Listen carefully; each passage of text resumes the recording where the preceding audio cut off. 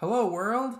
It has been a while. I know I said I was going to be really bad about, how regularly I do these episodes, but it's been a little ridiculous. So sorry for that. I'm going to try and do better, but I'm very human. We'll see. No promises. Anyway, let's get into today's episode.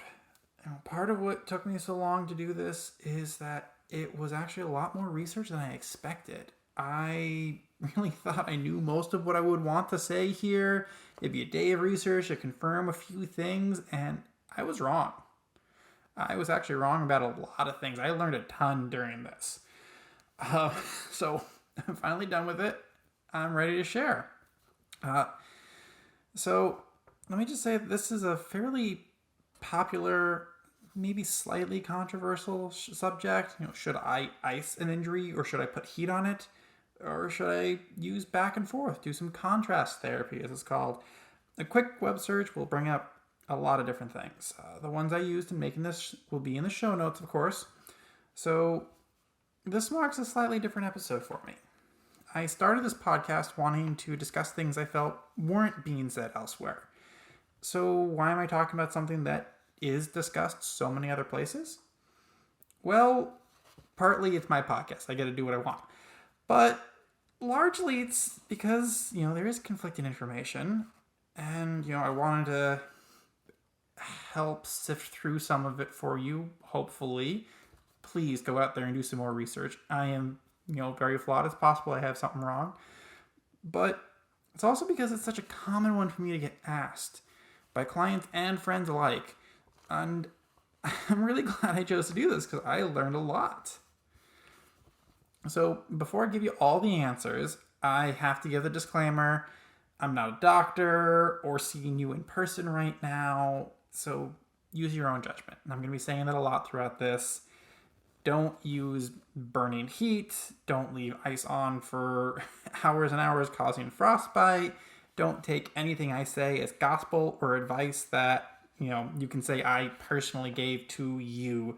You're responsible for your own decisions here.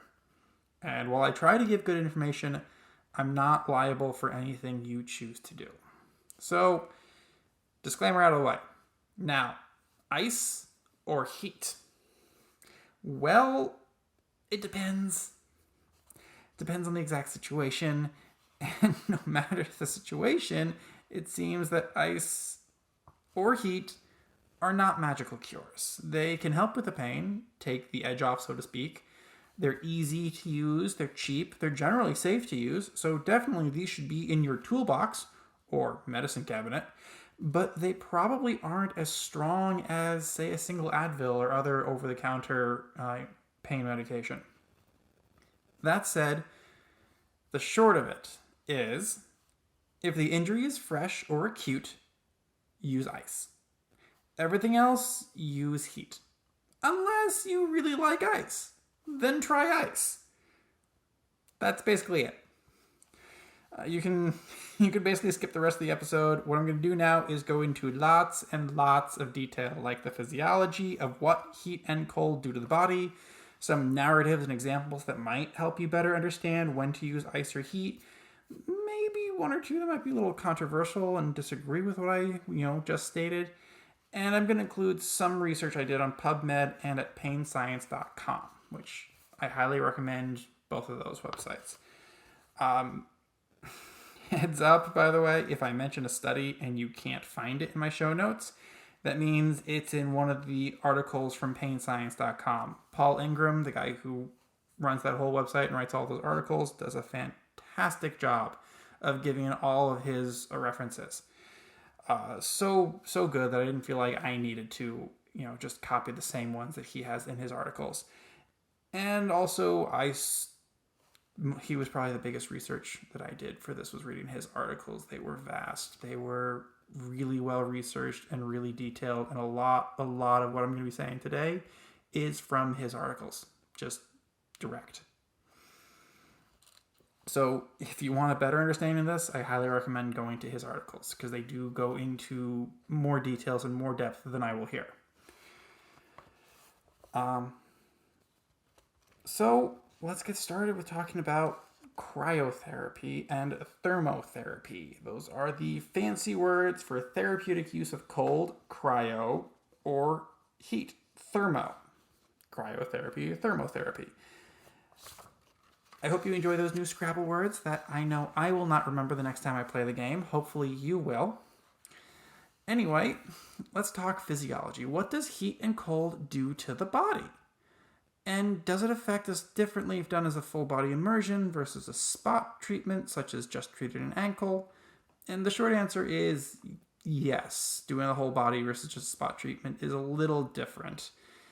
But it kind of depends on the time that you're immersed. If you're doing a full body, for the most part, hot and cold therapies don't affect deeper structures in the body. They typically only affect the first few millimeters, not even reaching the belly of most muscles in the body.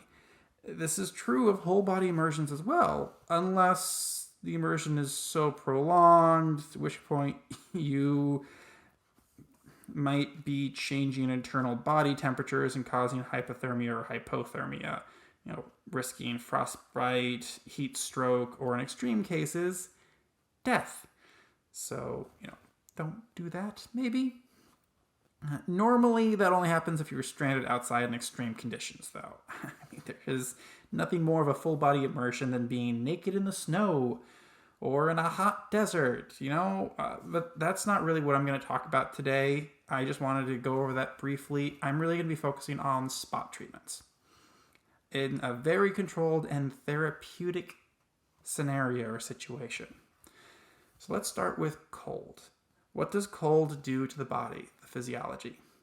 In short, it cools things down, slows things down, makes things shrink, and numbs things. Now, let me actually explain what that means for the human body and how that happens. The cold of the ice will literally slow down molecules. That's really the difference between anything that's hot or cold, is how fast the molecules are moving and bouncing around. That's why hotter things have more energy. There's more movement. So ice or cold will slow everything in the area down, from nerve impulses to blood flow. But the cold itself doesn't typically slow things down that much. To really get to the temperatures where they're significantly slowing down on the molecular level, you would be starting to freeze yourself. Frostbite, which is a serious concern. We'll discuss more about safety later. I know it's going to be a lot, but I have to go through all these disclaimers. Just bear with me. But if it's done correctly and safely, cold therapy will only lower the temperature of the tissues directly under the ice or cold pack by a few degrees, and for only a few millimeters. Enough for you to feel the difference, but not really to cause a change on the molecular level. You're not really, making that big of a change, but it is enough for the body to feel. Your body is really good at keeping its temperature constant, so a little ice isn't really going to change much. But even that slight change in temperature is enough that the cold also makes things shrink. This too can happen at the molecular scale. As things slow down, they don't need as much room to move, and as such typically shrink. But again, the effects on the molecular scale are basically non-existent here. The temperature change shouldn't be that great. What is more important is that our blood vessels constrict due to the cold. Our nerves sense the cold from the ice, and the body responds by constricting the area. That's what really decreases the blood flow, is that constriction. Our body does this to keep our organs and our core safe and warm. Remember, I just said your body is really good at maintaining temperature? Well, this is part of how it does that. There is one other side effect of the decreased blood flow: numbing. That's right, our hands get numb in the cold because we have less blood flow there. It turns out our nerves rely upon nutrients and nourishment brought around by our blood to function properly. So the numbing effect of ice is actually due to the decreased blood flow, which is really caused by the constriction. So really, icing something just causes a constriction of the area or decreases circulation. And that causes the numbing effect. In Oriental Medicine, People who are listening to my podcast know I've been studying that, so I've got to, throw a little bit of that in here.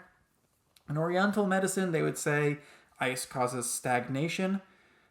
I'll briefly get more into that later, but that is the less blood flow, the stopping of things, stagnation. That's just the narrative and the way they talk about it there. For now, we hopefully have a good understanding of the physiology of what ice does to the body. It decreases blood flow, numbs the area, also known as decreasing the pain. Now, let's go over how to safely use ice. I know, bear with me. The biggest risk is frostbite. You leave the ice on too long, or if you have something colder than frozen water, not typical, but I've seen a couple of fancy gel packs that supposedly get colder than ice. Most don't, though, and are completely safe to use. In either case, you risk lowering the temperature of that spot that you're icing so much that you can cause serious damage. It might sound like a really obvious thing, but I've heard of a number of people putting ice on their injury and either being on a long bus ride back home from an event or just sitting down after dinner to watch TV. And in either situation, it's not hard to fall asleep, forget about the ice pack, and cause serious, irreversible frostbite that was so numbed they didn't feel the frostbite happening. Clearly, this can be safely avoided with just a few simple rules. Number 1, don't put ice directly on your skin. An old t-shirt or a hand towel is perfect to place between your skin and the ice. Something that will still let you feel the cold while giving a thin layer of insulation, acting as a sort of buffer.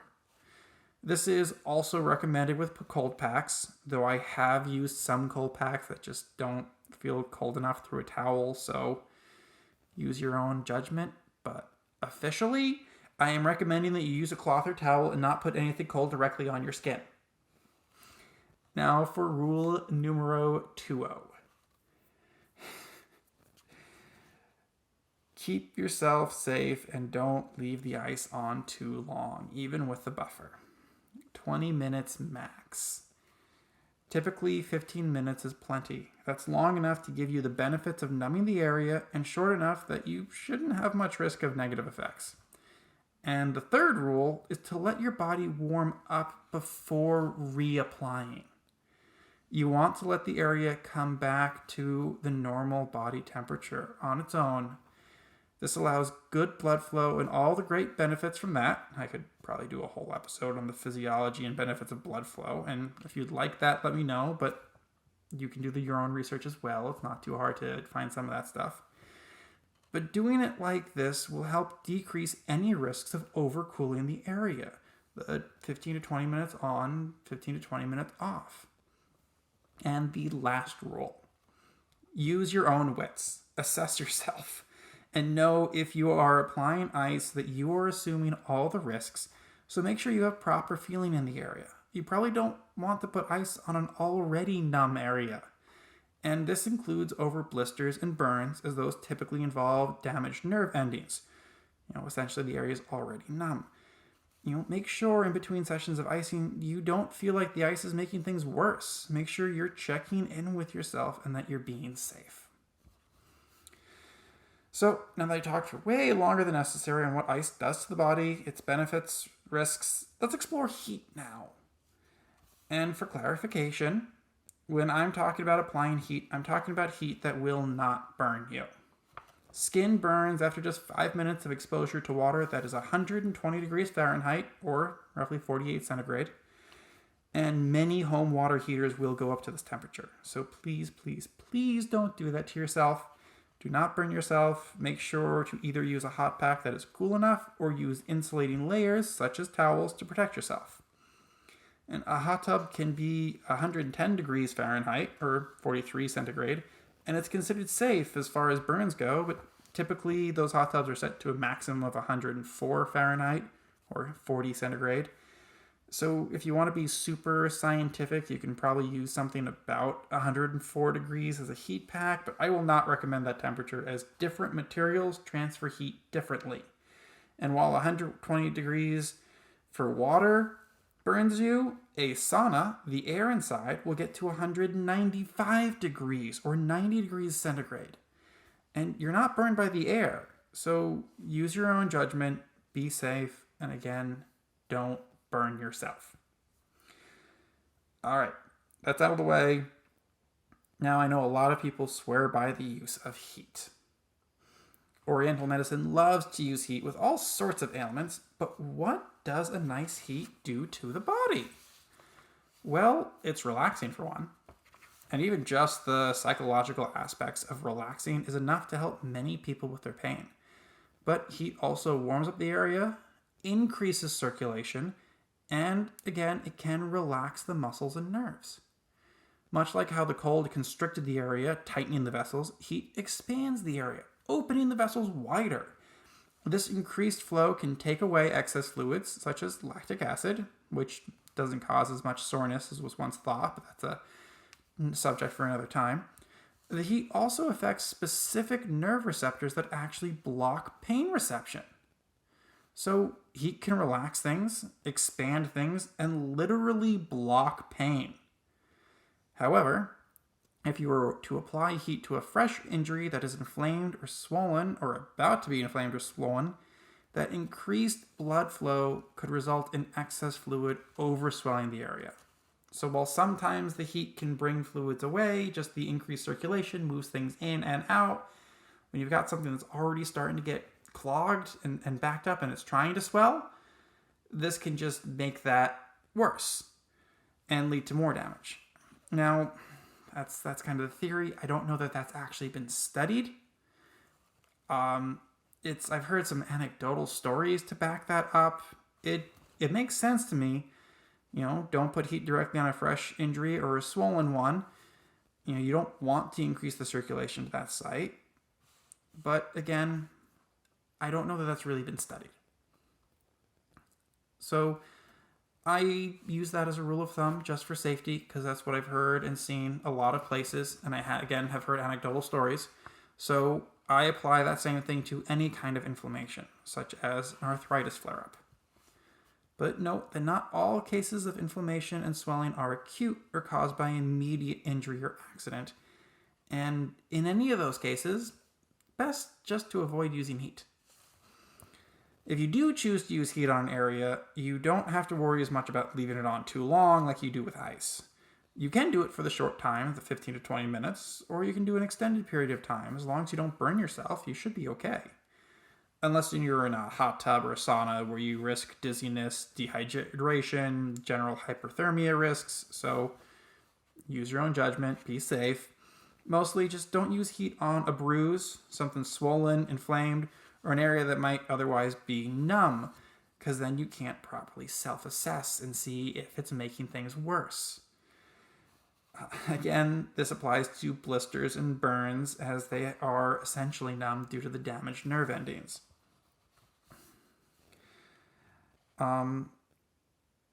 So I'd like to take a moment now and talk about swelling and inflammation quickly. Well, I say quickly. I'm drawn out with everything I do. But this is a super important defense mechanism in the body. Almost any time you injure yourself, there is some inflammation involved in the body's response. And it's sometimes good, sometimes bad. There's actually a lot of debate on this. At the University of Calgary, they found that the body sends immune cells to defend yourself to every injury, when they're really only helpful when the injury breaks the skin.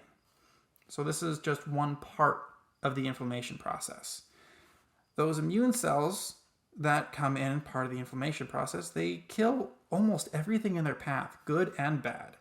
And while that's worth it to prevent infection when you have an open wound, if there's nothing exposed to the outside, they're only killing good things. They're only killing your own cells. So with this evidence, it appears that inflammation in a situation like a sprained ankle, where the skin is intact, might not be a good thing. Mind you, inflammation involves more than just these immune cells, so that's why I say there is definitely some debate out there still. It's a common narrative to say the swelling involved in inflammation is meant to act like a cast around the injury, and the increased pain sensation is not necessarily bad unless it's out of control, such as in a chronic case, but usually it lets us know it's not healed, that it needs to rest, and what kind of motions might make it worse, potentially. So, with that understanding of inflammation, you can understand why adding heat, which in theory might increase the inflammatory response and that immune system response with those kill cells, that might not be such a good idea. But does ice help with inflammation? Ice does slow down blood and cause constriction, so in theory it should decrease inflammation and swelling, but there's some debate there too. Maybe you've heard this acronym, RICE, R-I-C-E. In case you haven't, it stands for rest, ice, compression, and elevation. There's a few acronyms, a few variants on this, but this is probably the one I've heard the most. It's a really popular method of treating acute injuries, especially ones involving inflammation. But people started to wonder if these methods, especially the ice and the compression, really do decrease the inflammation, and if it's a good thing to decrease inflammation. The idea being the body knows how to heal itself. Does messing with that slow down the overall healing time? Does maybe these decrease the pain quickly, but increase the overall time it takes for the ligaments, the damage to really heal? And that's the debate. So, should these methods only be used in situations where the person needs to get back to action immediately, such as with a competitive sport? Well, the guy who popularized RICE or ICE, Dr. Merkin, now says ice does delay the recovery time, but still says it can help with pain management, though his evidence is a little flawed. He's extrapolating from other studies on ice that don't necessarily say ice delays healing time, just that they don't speed up the recovery. And separate evidence that inflammation is a required part of healing. So we don't really know how much ice really does reduce the swelling. Maybe he's right, but there needs to be some more research done, honestly. There's not a lot of studies on any of this. But what little we have implies that ice doesn't affect recovery much, if at all. So, personally, I'm leaning towards currently believing that ice does not affect inflammation or swelling, but it can help with the pain. So in the case of an open wound, for example, we definitely need the inflammation there because of the importance of that immune response to prevent infection. So if you believe ice would diminish the inflammation, you shouldn't use any. But if you don't think ice affects the inflammation, then just make sure the ice or ice pack is sterile before applying to the open wound. I think it's fine and is an effective method of numbing the painful area, but I don't have enough data to say for sure. So, like a lot of things, use your own judgment. All right. Hopefully you understood all that and now have a good understanding of ice versus heat, what it does to us physically, and we can start to understand why we might want to or not want to use them. They both can reduce pain, but in different ways. Maybe now you understand why some people swear by the use of ice for injuries and others swear by the use of heat. And hopefully you understand that it really depends on many factors what is better. But let's take a minute anyway and explore some of the narratives, thoughts, and examples where one might be better than another. And I'll explain my thought process on it and what I would recommend. Let's start with a client with chronic or persisting pain in the back or neck, and we don't know exactly what's causing it. What would I recommend for them? Well, firstly, I make sure they know the proper protocols, safety, all that stuff. Don't ice too long, allow their body to come back to normal temperature, use your own judgment. Then I would say that there is only one study I know of showing both heat and cold to have similar effects, small effects, but notable. So while it doesn't really matter, I'd recommend they start with heat, because for some people the use of ice can actually make things worse. This can especially be true with trigger points and issues along the spine, those really sensitive kind of places. That said, some people just really like the cold, and that works better for them no matter what. Some people the cold makes you jump and tighten up, and that makes the pain worse. Other people the cold just relaxes them, and That makes the pain better. So that's why I say to my clients, start with heat. If that doesn't work, try cold. And if that doesn't work, try alternating 10 to 15 minutes hot, 10 to 15 minutes cold, and back and forth. Everyone is different, and I'm not sure which one, if any of them, will help an individual, but I see little to no risk if done properly and safely. And I have friends who get results with all three methods, just hot, just the cold, or alternating. And for people with chronic pain that keeps them up at night, I suggest they do this just before bedtime. Make sure you don't fall asleep with an ice pack on your skin. But sometimes a simple trick like this is all it takes to be able to get a decent night's rest. All right, let's go over another situation. Tennis elbow, also known as lateral epicondylitis, a form of tendinitis. Tendinitis is an inflamed tendon, so from that name, you'd think heat is out of the question. But more recent studies have shown that it's not typically inflamed, so people are starting to use the term tendinosis, which just means a problem with the tendon. So I'd give a similar recommendation as for the chronic neck and back pain client. Start with heat, see if that does make it worse, start carefully. If that doesn't help, try cold. Or if you're afraid it really is the inflammation, maybe start with the cold and then try the heat. If you want to learn more about tendinopathies, I could do a whole episode on them, but the podcast, The Thinking Practitioner, did one better than I would. I will put a link for that in the show notes if you're interested in checking that out. Let's go over one last example. Post-workout. You just did a really hard workout. You know you're going to be sore tomorrow. What might help? Well, the delayed onset muscle soreness, or DOMS, D-O-M-S, yes, that's the clinical term, DOMS, is a really tricky thing. Nothing really seems to help. It just sucks. People used to think it was inflammation, so you should ice your muscles right away to prevent it. And in one small study, it had the opposite effect. So probably don't take an ice bath after your marathon run. But again, it's a really small study. There's lots of athletes that swear by doing that, and they're fine, so not much risk. But, strangely enough, heat seems to help with the discomfort once the soreness has set in. And that's only been shown in 2 teeny studies, so a lot of research left still. But for someone with sore muscles, I'd recommend heat. It's possible that this recommendation will change in the future, but I'm basing this on what little evidence I could find. All right, no more hypothetical examples, just one narrative. I gotta talk about Oriental Medicine. I hope you'll bear with me. So, how Oriental Medicine uses ice and heat. In Oriental Medicine, they believe pain and inflammation to be a form of stagnation. Think a dam in a river. The water swells just behind the dam, causing pain to the environment. And that's, inflammation and stagnation.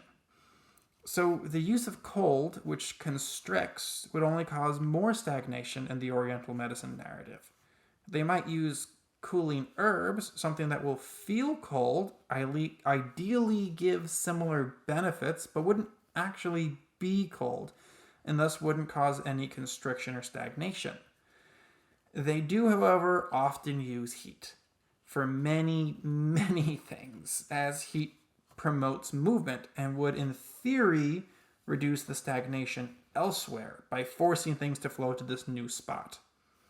More than reduce stagnation, as heat increases blood flow and energy, or qi, to an area, they might use heat to strengthen, or tonify is the word often used, a specific area or acupuncture point. In short, Oriental Medicine does not use ice, but they use a lot of heat.